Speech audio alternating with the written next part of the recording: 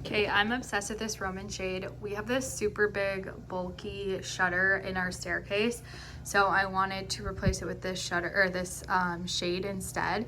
And I'm so happy. We're gonna take this off next, but I want to show you just what it looks like. It's starting to get a little bit dark outside.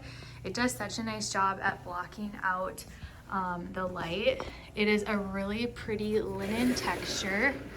It's gonna get dark in here. So it's this really pretty like textured, I have the color linen. They have linen and they also have gray as well. My window is pretty big and it rolls all the way down. It rolls super smooth too. It's not like you have to yank it. This is what it looks like. Obviously like a little crinkled up, but I actually like that look. And then to put it back up, you just push it back up like this and it goes up like that. And they kind of like crunches together. I love the look, I love the color, and then I'm just super excited to get rid of this thing. So great quality, very affordable. I love that there's no cords or strings or anything. It's literally just pulling and pushing it. But the brand sent this one to me and I'm obsessed.